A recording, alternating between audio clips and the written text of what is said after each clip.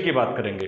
कृषि एग्रीकल्चर, जिससे आपका पेट भरता है। सारी दुनिया का लगभग 30% से ज़्यादा 35% जनसंख्या जिसके ऊपर निर्भर है। सारी दुनिया की अर्थव्यवस्था कृषि के ऊपर ही निर्भर है। डायरेक्टली अगर हम बात करें तो वो जीवन का एक साधन है, अन्न भंडार है। तो आज हम बात करने वाले हैं कृषि के ऊपर। सबसे पहले हम बात करेंगे कृषि कहाँ कहाँ किन किन जगहों पर हो सकती है, कौन से वो फैक्टर हैं जो कृषि के लिए उपयोगी हैं। जाहिर सी बात है, हम मृदा, जलवायु, वर्षा, इनके बिना आप खेती नहीं कर सकते।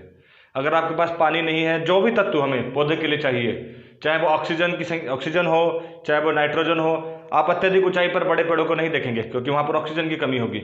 आप ऐसी सतह पर जहाँ पर नाइट्रोजन की कमी होगी, आप पेड़ों को नहीं देख सकते। तो इस तरह से हम वर्गीकृत करते हैं कि किस जलवायु में, किस तापमान में, किस मौसम में कौन सा पौधा उगेगा, वहाँ पर उसी पौधे की खेती की जाती है, उसी का व्यापार भी किया जाता है और उसी से संबंधित सारे आंकड़े हमारे इकट्ठे किए जाते हैं। आज आपके सामने सबसे पहले मैं बात करूंगा कृषि को प्रभावित करने वाले कारकों के बारे में। वो कौन कौन से कारक हैं जिनकी वजह से हमारी कृषि प्रभावित होती है। तो मित्रों, सबसे पहला कारक है हमारा जलवायु। अब जलवायु से आप तात्पर्य क्या समझे? जलवायु से तात्पर्य है सीधे वर्षा। बरसात का मतलब ये है कुछ हमारी फसलों को पानी की अत्यधिक आवश्यकता होती है, जहाँ से हम सिंचाई भी करते हैं। जिन क्षेत्रों में पानी की कमी होती है वहाँ पर वो फसलें नहीं बोई जा सकती। भारत में ही आप देख लीजिए, धान, उसके लिए पानी की आवश्यकता होती है। कई बार बरसात अत्यधिक हो जाए तो फसलों को नुकसान होता है। अगर बरसात गेहूं की कटाई के समय हो जाए या ओला पड़ जाए, पाला पड़ जाए तो नुकसान हो जाता है फसल को। तो बरसात, और वैसे भी जहाँ पर मानसूनी प्रदेश तो टोटली वर्षा पर निर्भर हैं।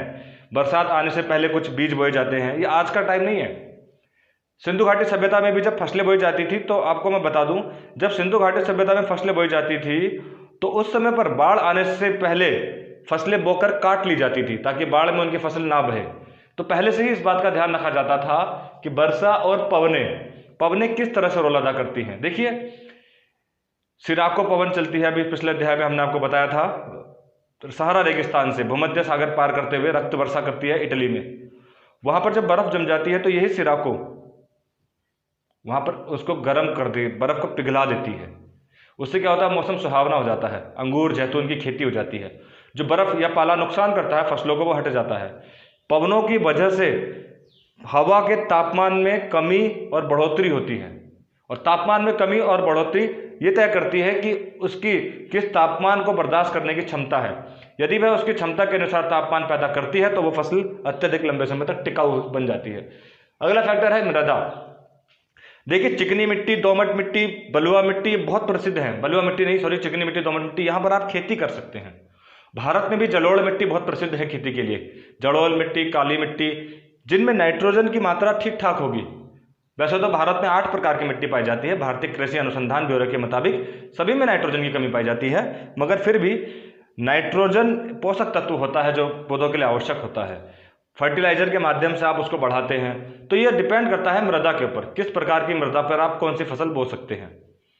आपने देखा होगा अत्यधिक वर्षा वाली मृदा, लेटेराइट, जहां पर आप कॉफी, चाय बोते हैं। हम बात करेंगे इसके बाद स्थलाकृति की। स्थलाकृति का मतलब ये है कि ढालों पर आप देखिए कंटूर खेती की जाती है, काट करके। आप पहाड़ी या पर्वतीय क्षेत्र में जहाँ अभिमुख इस तरह का ढाल होगा या खुरदरी मिट्टी होगी जिसको समतल करना मुश्किल होगा, ऐसी आकृतियों में आप खेती नहीं कर सकते। ढाल प्लेन होना चाहिए। तभी आप देखते होंगे कि मैदानी क्षेत्रों में कृषि का विस्तार ज़्यादा है अगर हम कंपेयर करें पहाड़ी पर्वतीय क्षेत्रों के मुकाबले। तो मित्रों, ये तो थे हमारे वो फैक्टर जिनकी वजह से कृषि प्रभावित होती है। अब हम बात करेंगे कृषि के प्रकारों पर। कितने प्रकार की कृषि होती है संसार में।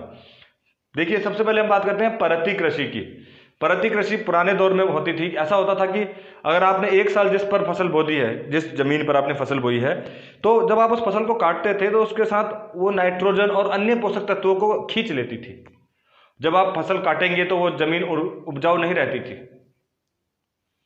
वो जमीन नीरस हो जाती थी, बंजर हो जाती थी। अगर आपने एक बार फसल बोई, फिर उसको 3-4 साल तक छोड़ना पड़ता था दोबारा से पोषक तत्व वो उत्पन्न कर सके, फिर दोबारा उन पर खेती की जाती थी।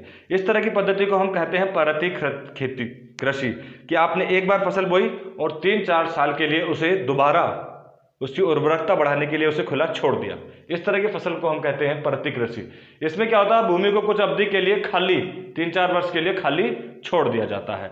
ऐसी कृषि को कहा जाता है परत कृषि। दूसरी कृषि कहलाती है चक्रीय कृषि। ध्यान से सुनिए, चक्रीय कृषि। चक्रीय कृषि में क्या होता है कि इसमें जो आपने क्या करना है कि एक साल एक फसल बोई, नाइट्रोजन के पोषक तत्व कम हुए, जो भी पोषक तत्व कम हुए, आपने अगले साल ऐसी फसल बो दी जिससे वो नाइट्रोजन स्थिर कर सके नाइट्रोजन को, यानी कि नाइट्रोजन की जो कमी है उसको पूरा कर सके। आमतौर पर हम एक साल कोई भी फसल बोएंगे तो नाइट्रोजन स्थिरीकरण के लिए हम क्या करते हैं, अगले वर्ष वहां पर दलहन बो देते हैं, दालें बो देते हैं। दालों के अंदर ये काबिलियत होती है कि वो नाइट्रोजन को दोबारा प्राप्त कर सके। समझ में आ रहा है आपको? चक्रीय कृषि में आपको परत खाली नहीं छोड़नी पड़ेगी। आप ऐसा काम करिए कि एक ऐसी फसल बो दीजिए जो नाइट्रोजन स्थिरांक कर सके। ऐसी हम खेती को कहते हैं चक्रीय कृषि। विभिन्न प्रकार की फसलें चक्रीय रूप से उगाई जाती हैं ताकि उर्वरकता बनी रहे और साथ ही साथ नाइट्रोजन का स्थिरीकरण बना रहे। अब हम बात करते हैं द्विफसली कृषि की। द्विफसली कृषि से तात्पर्य सीधे है कि एक वर्ष में हम 2 फसल बोएं। एक फसल में 2 फसल बोने से यह तात्पर्य है, हाँ एक साथ नहीं, आप 6 महीने के लिए एक बोइए, 6 महीने के लिए दूसरी बोइए, यानी कम समय वाली, थोड़ी बहुत कम समय वाली। उसमें क्या होगा कि एक फसल आप बोइए नॉर्मल और दूसरी बोइए नाइट्रोजन के स्थिरीकरण के लिए। पिछली बार एक साल में 1 चक्र लग रहा था, यहाँ पर एक साल में ही 2 चक्र लगा दीजिए आप।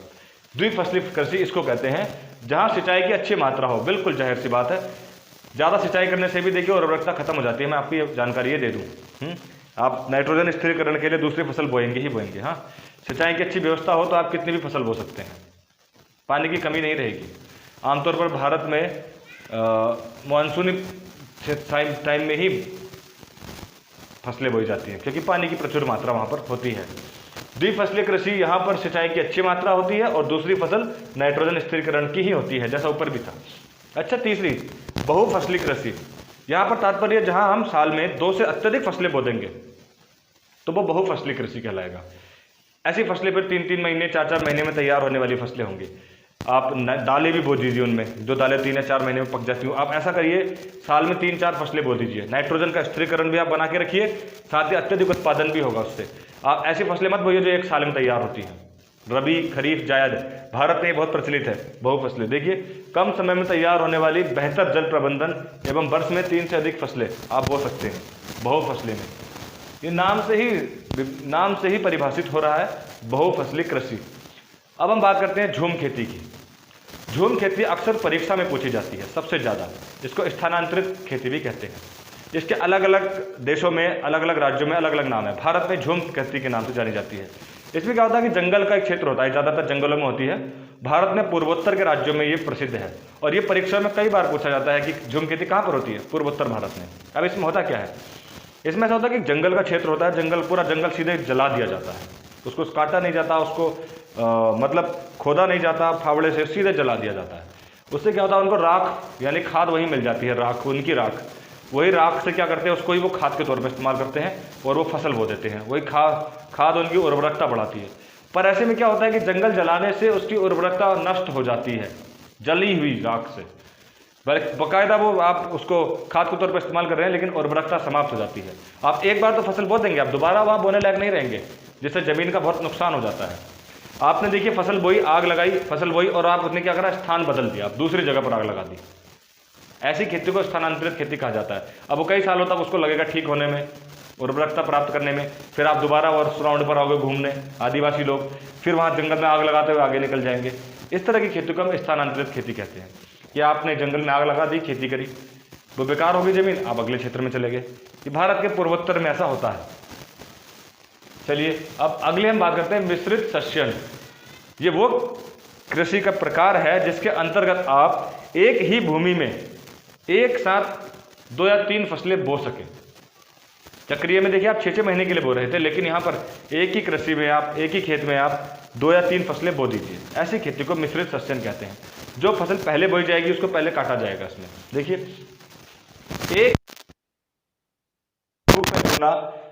जल्दी पकने वाली फसल पहले काट ली जाती है, ऑब्वियसली जल्दी पकने वाली पहले ही काटी जाएगी। ठीक, आपको समझ में आया मिश्रित सस्यन, इनमें अंतर। अंतिम इसमें देखिए अब 7वां नंबर है रिले कृषि का। रिले कृषि से क्या तात्पर्य है खड़ी फसल के नीचे दूसरी फसल को बोया जाता है तो रिले कृषि कहलाती है। मतलब ये कि आपकी एक फसल पहले से ही बोई हुई है, उसको बिना काटे आपने दूसरी फसल नीचे से बो दी। ऊपर आपने देखा मिश्रित में आपने एक साथ बोई है। रिले में क्या कर रहे हैं आप, एक फसल आपने बो रखी है, आप नीचे से दूसरी फसल उसके बो देते हैं। इस तरह की कृषि को हम कहते हैं रिले कृषि। ध्यान से देखते जाइए आप। निर्वाहक कृषि ये तो भारत में होती है। इसमें क्या होता है कि प्रमुखता खाद्यान्न को दी जाती है, खाद्यान्न फसलों को, गेहूं को, धान को, अनाज को मोस्टली उनको मोस्ट वैल्यू दी जाती है। जैसे कि नाम से आप निर्वाहक कृषि यानी कि पेट भरने के लिए। इसमें क्या होता है, आप इसके साथ में कोई अन्य फसल बो सकते हैं। देखिए, घरेलू मांग की आपूर्ति यानी कि भारत में जितने लोग हैं उनकी आपूर्ति के लिए, इसको व्यापार के मकसद से नहीं बेचा जाता। जब घर की आपूर्ति हो जाएगी तो जो बचेगा वो व्यापार के लिए जाएगा। घरेलू मांग की आपूर्ति के लिए खाद्य फसलों की प्रधानता होती है। आप साल में यहाँ पर अकेले नहीं, इसके साथ 2-3 फसलें बो सकते हैं। जैसे आप देखते हैं कि आप एक सीजन में धान बोते हैं, दूसरे सीजन में गेहूं बोते हैं, तीसरे सीजन में आप जायद की फसलें बोते हैं। इस तरह से विभाजित किया गया है। मित्रों, इस वीडियो को आप पूरा देखिए और आगामी वीडियो भी जो बची हुई कृषि के प्रकार हैं उन पर बनाई जाएगी। फिलहाल आपको ये वीडियो कैसी लगी आप कमेंट बॉक्स में जरूर दीजिए और चैनल को सब्सक्राइब जरूर।